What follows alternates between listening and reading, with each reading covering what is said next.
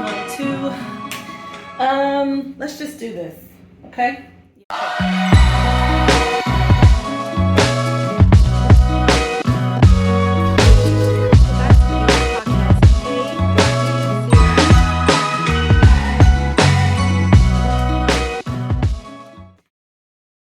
What's up? It's your girl Victoria. I'm back with another episode of the VL74 podcast. Thank you so much for being here. I am in my receiving season. But you know what? I've been in a receiving season. I just didn't realize it because it was the wilderness. And it wasn't materializing. All the things that I have been praying for weren't materializing. But as a lot of you know, I've been unemployed for the past 7 months now. And oh my God, that seems unreal, but it's true. And you know, I've also just been dealing with a lot of emotional and spiritual things. Felt like I was losing a lot of stuff. Felt like I was losing a lot of who I was. And it's funny how employment can make you feel that way, right? The change of job or a change in maybe direction can make you really question your entire being. And while it may seem like first world problems to a lot of people, I live in a first world, so but there's that. So needless to say, I've had a lot of emotional stress, but a lot of hard lessons learned. The good news, I've accepted a position, a full-time position. And even though I went back and forth about, you know, going back into corporate, when you're forced to be out of a situation or forced to be out of corporate, your way of living is challenged or suddenly drastically changed, then you do question everything. You're like, okay, well, is this even what I'm supposed to be doing? You know, what should I be focusing on? What should I be doing? What do I want to do? And in a way, it's a place of opportunity because you feel like anything is possible. I can do anything I want to do. I can pursue whatever I want to pursue. I don't have any of these barriers. But at the same time, you have life and bills and things that you have to keep up with in order for you to actually be able to live the life you want, right? So it's like a catch-22. But I, for one, spent time really trying to focus on what it is that I wanted. I wanted to get clear about the life that I wanted to live. And I felt like God was giving me the opportunity to just sit still and really focus on the life I was living and where I could have done things better, where I could have done things differently, and how I could have shown up better. And, you know, was I actually walking in my purpose, even though I was, you know, on a job or working, you know, these jobs. And I had time to reflect on that. And it made me go back and forth a while about whether or not I wanted to even go back into the workforce. But then reality set in and it's like, girl, but how you gonna pay these bills? Because you ain't got no sugar daddy. So, you know, I had to get a job. I have been applying everywhere for months and months. I probably put in over 1,000 applications. And to some point, you know, you end up forgetting some of the places that you applied to because you're just like desperately applying. So I accepted a position with an organization that I want to be at, and it's in an industry that I really want to work in. I'm really happy for the role. The pay is a livable wage. It's, you know, it's not as much as I was making before, but it's close. And there are other benefits to this position. The interview process was actually pretty long. They were using a third party to like vet, I guess, their candidates or to find candidates for them, like a staffing agency, so to speak. So that made the process a bit grueling. But even in the process of me like knowing that things went well in the interviews, but still waiting to hear back, it was just like, and then knowing that the final interview was like really, really great, but then waiting for them to check all of my references. And that, like, overall, those processes would take like a week and a half in between to like even get something to get going. And even in that waiting period of that time, I was still learning. I was still learning patience. I think I was still being given that opportunity where God was like, okay, is this really what you want to do? How are you gonna think about this? Like, how are you going to, what is the attitude you're gonna take about this or towards this? Are you gonna still be impatient even though I'm working on it? are you going to still be looking? And I didn't turn down any opportunities. I was still interviewing with other companies, even while waiting to hear back from this company. And I think that was really, it was smart, first of all, of me to do that. But it also is just teaching me, I'm still learning. I'm just still learning in all of this, that there's not ever just one solution. So even though I've accepted this position and I'm supposed to start in a couple of weeks, I have another interview with another company this week, and it's a company that I applied to that I obviously wanted to work at. We're gonna see what happens with that. I'm not gonna turn anything down until, there's nothing that's set in stone, right? Another thing I'm just learning so much, and I'm grateful for the lessons. Thank you, God. I'm so grateful for the growth, the spiritual growth that I've been experiencing during this time. Spiritual, emotional, I feel like I've just been growing in my mentality in other ways as well. One of the lessons that I'm learning is that even though you pray for things, there are things that you can pray for, you have to be very specific. Be clear on what it is that you want, and be clear on what it is that you don't want. You will be presented with options. It's not always going to just be one way. There's not just one way. There are multiple ways that you can go. There are multiple paths that you can take. You can't take them all at the same time, and maybe you'll take one path and then later be represented with another path to see if you choose that one. It's just, you always have a choice, and energy is always shifting. Because energy is always shifting because of our free will. So for instance, if I'm praying for something to happen specifically, I'm praying a specific prayer for something to happen, and then I'm presented with that opportunity for that thing to happen, I still have free will on whether or not I go after the thing I prayed for. And that is what determines the outcome. What has been happening for me is I've been praying a lot of different prayers in desperation and in, feeling just insecure and unstable and all that. I will pray a lot of different prayers, and God is always listening. Your angels, your guides, the universe is always listening. So those prayers, it's okay, you're asking for a lot of different things, and then when you're presented with them, you get to choose, which is a good thing. I'm just in this position where I'm being presented with options. I'm being presented with options, and I'm thankful. I'm thankful for the options. My prayer is that I will use the wisdom that I've gained to make the right choice for me. I don't want to make a choice that will put me back into a situation that I'm not happy in, or fumble, or not ready for. I want to make the right choice. It's all a part of being in that receiving season. Even when I was in this wilderness season, where I felt desolate and everything was being taken from me, everything that I really, really desired and wanted was being taken from me, I'm realizing now that they were being taken away so that they could get worked on, so that they could be refined, so that they could be fit for me, right?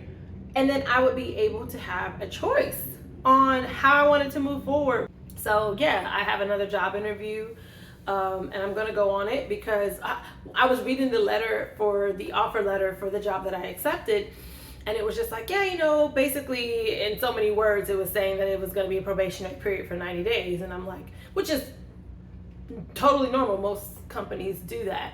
It's just the fact that to see it stated there, it's 90 days, okay. I mean, that's standard operating procedures for most companies, but it also just put a thought in my head, take this job and do it for 90 days. Take it and see if that maybe this isn't your end all be all. Maybe the job that you actually prayed for and have been waiting for is going to come along later, and you'll be presented with that opportunity. This could be a stepping stone. This could be a holdover. I don't know yet, but I'm just grateful for the opportunity, and I want to make sure that I seize the opportunity and I actually take advantage of what I need to take advantage of, and get what's for me out of this particular piece or part of my life. Everything hits, man. When it starts to hit, it starts to hit. And what's so funny is that I have been hearing a lot of messages about you're gonna have a lot of options, and so you need to really get clear on what it is that you want, because when you're presented with these options, you want to make sure you're making the right choice for you. That's what I feel like I am, in a season where I'm just kind of sitting back waiting for things to happen, and all of a sudden it happens. And like the same way things happen in threes, like when bad things happen in threes, good things happen in multiples as well. So yeah, I'm just grateful. I'm grateful that I'm finally, gonna get back to a place where I can start to feel like myself again, but I also just don't want to lose sight of any of the lessons that I've learned during this time. I don't want to lose sight of any of it. I want to make sure that the lessons I've learned and the growth, the spiritual growth that I've attained, that I hold on to that, and that I carry that, the light that was growing and glowing in me. I want to carry that light with me. I want to carry that knowledge and wisdom with me, and I want to be able to leave bits and pieces of that wherever I go, because my mantra, impact over influence. So I want to make sure that I don't forget the lessons that I have learned while being in a wilderness season. I'm not completely out of the woods yet. I still got to do a lot of catching up, but I feel like once I get that momentum going again, I'll be able to catch up. And not just, financially, but just like, karmically. I felt like I was earning some karmic credits in a lot of ways. But I've just seen growth in so many areas of my life, and I'm really, really grateful for that. I'm gonna show you all my plants. This to me also is an example. I have never really been a good plant mom. Okay, let's just say that. I love flowers, and I will buy myself flowers all the time. I keep fresh flowers in my home, and they only live for a certain amount of time.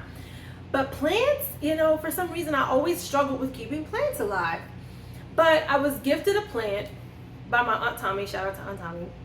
And at first it was kind of dying because I didn't know what I was doing. Like, it wasn't growing, and the parts of it that were trying to grow would just end up dying off because I just didn't know what I was doing. So I named them all. The plant that my Aunt Tommy gave me is called Flo. She's a philodendron. I don't know how to say that, but her name is Flo. Then I have the snake plant, which is Aquarius, affectionately known as Aki. I just call her Aki because she's an air sign.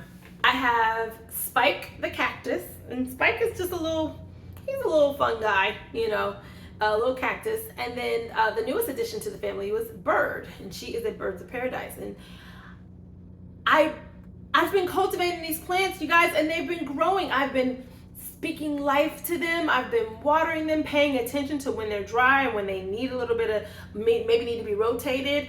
I've been really focused on growing and cultivating these plants, and I took that as a spiritual lesson for myself as well. I've been paying more attention to the things I needed to pay attention to, the small details of my life. While I had the time to just sit back and kind of be, here, I've paid attention. I've been able to zero in on certain parts of my life that needed attention.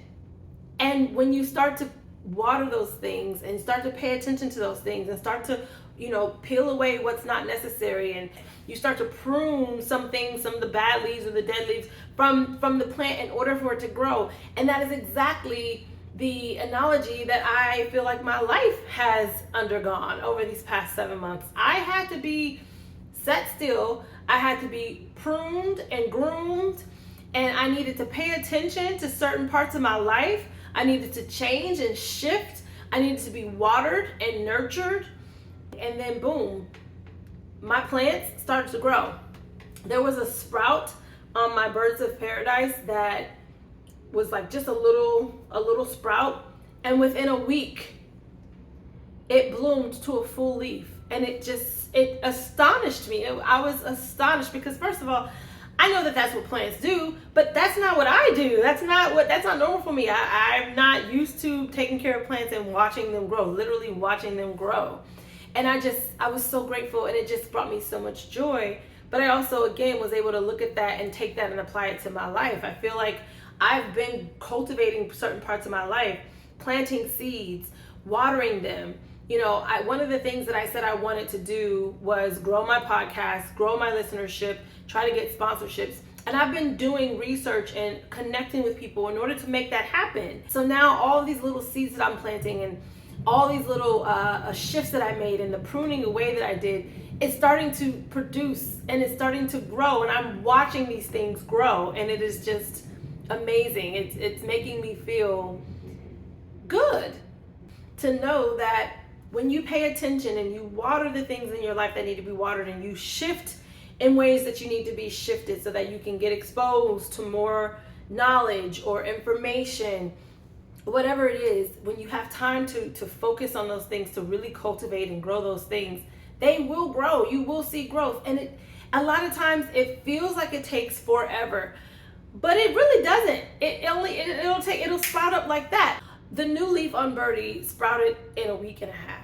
That just really made me feel good. I'm really grateful for the opportunities that are presenting themselves to me. I'm grateful for the lessons that I've learned and are still learning. I'm grateful for the new gained wisdom and experience so that I can move forward in pursuing the things that I want to pursue in life with more surety.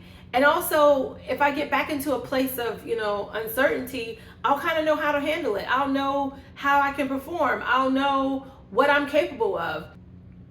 It was something I needed to go through. And I guess that's the lesson too. It's like nothing is permanent. Good times or bad. I've said this before, that everything in life is cyclical. You can be on a high and you need to ride that high and enjoy that high, because everything is cyclical. It can change. And the same when you're in the valley, when you're in a desolate place, or when you're in the wilderness. You're not always going to be there, but you can still find joy in the wilderness. There is still good that can happen in the wilderness. You just got to pay attention to it. Get clear on what it is you want.